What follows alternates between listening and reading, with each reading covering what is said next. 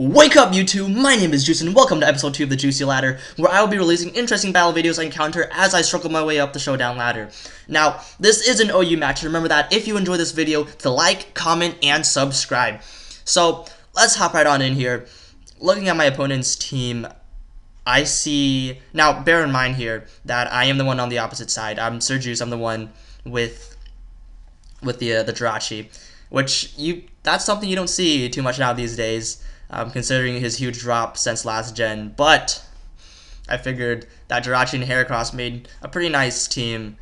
They cover each other's weaknesses nicely, and with the exception of fire, but I got Gyarados for that. So now looking at my opponent's team here, the major threat I sense is Pinsir, because Pinsir is Pinsir, and so many people run Pinsir now these days.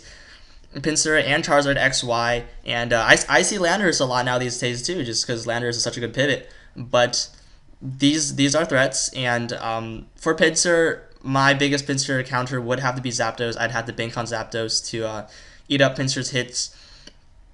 And Gyarados might be able to put in some work too, but for the most part, Gyarados is a special wall, or the one I run at least is a special wall, and is not too good with physical attacks. So that's that. Let's hop right on in here.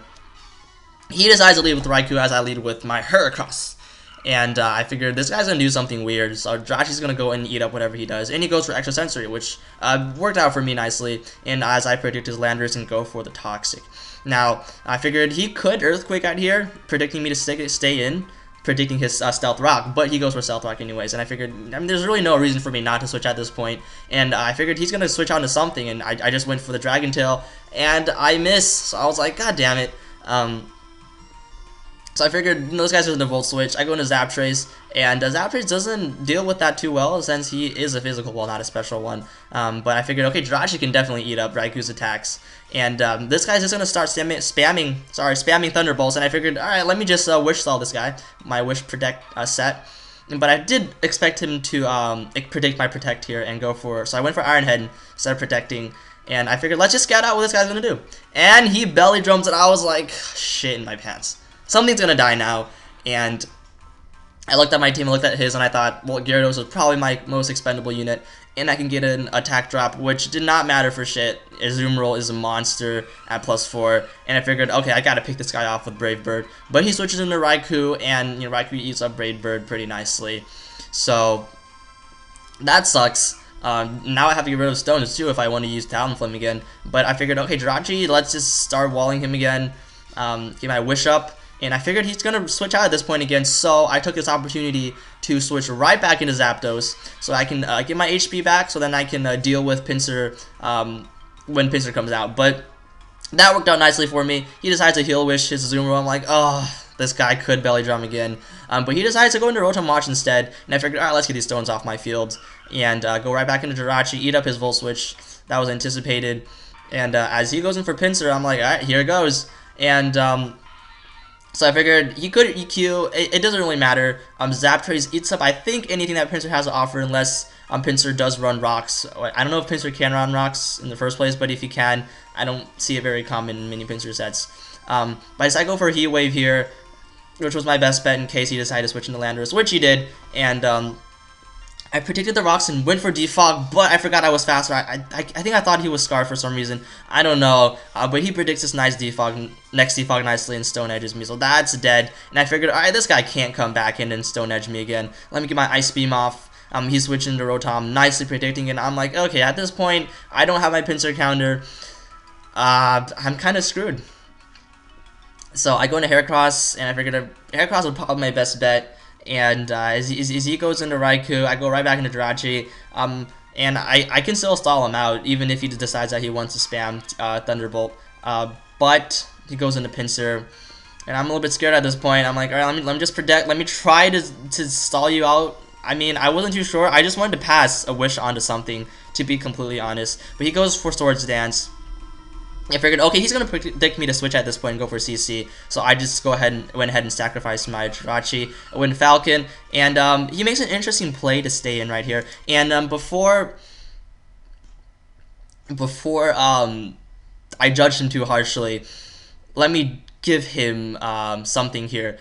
Now, he might have misclicked, or maybe he clicked for pincer and changed his mind later, and Showdown lagged and screwed him over. But if we were to analyze it strategically, he may have predicted me to U-turn, which would have been the prediction to make if you were to make a prediction at all, since the Rotom switch would be absolutely evident. It would be the most obvious switch to make, and obviously, me predicting that, I would go for U-turn, and he might have predicted the U-turn, but there's an inherent risk in me going for Brave Bird anyways, and for him to take that risk, I think, was absolutely unnecessary, since he could play around my Talonflame. He didn't have to take out Talonflame right here, right now. He could have played around it. Had he gone to Rotom, even if I had U-turned, his team is good enough right now to revenge my Talonflame. But he decides, you know what, I'm okay, and he just acts a pincer. So at this point, obviously, he would go into Rotom, and well, at this point, I just thought I looked at what was left once Pincer's gone, and I figured it's time. It's Tailwind Heracross. You know, here I come. So there's a Tailwind, and there's the Volt Switch, and prepare your anus, because yeah, Tailwind Heracross. Now, at this point, he very well could have played Switch with me, with Landorus. You know, he could have gone to Zoomerl, gone back to Landorus, gone to Rotom, gone back to Landorus. Like, he could have played that and just dropped my attack with Intimidate, but he decides to sack his Landorus. I saw at this point it's quite obvious that he's banking on the Raikou. Between Extrasensory and T-Bolt, he could probably finish off both my Heracross and my Greninja. But I looked at the situation at hand, and I figured if I were to win, I'd have to bank on Greninja right now. Since Extrasensory is power, and this is Raikou we're talking about, I wasn't too sure what he was holding at this point, but the only way I could have won the only way I could have won would have been to go into Greninja and one-shot him with Hydro Pump. That's literally all I could have done. I very well could have predicted an Extrasensory right here and gone into Greninja, but that would be kind of pointless. Mainly because there's no point to take the risk of the T-Bolt, since I would have to rely on the Greninja Raikou face-off anyways if I want to win. Heracross, I assume that at this point Heracross was basically useless. So whether I switch now or I left Heracross in really wouldn't have made a difference. But as you'll see, my man Heracross eats it up with 1% HP left. Heracross is a beast.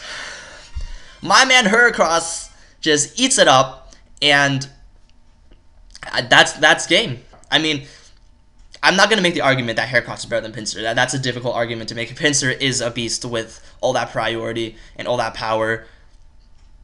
But I like Heracross more. I like Heracross bulk. I like his coverage. That 185 base power is real. It's so real. And once I get a Tailwind up, he does work. Yeah, I like Heracross more than Pinsir. That's just Heracross. But that's just my opinion. And so, you know, if you disagree, don't rage. But remember that if you enjoyed this video, like and comment and subscribe.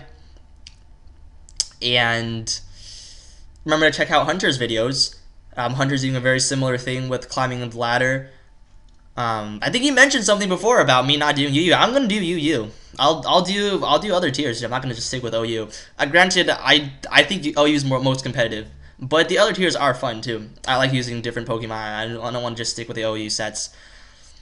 So again, like, comment, subscribe, and I'll see you guys later. Peace out.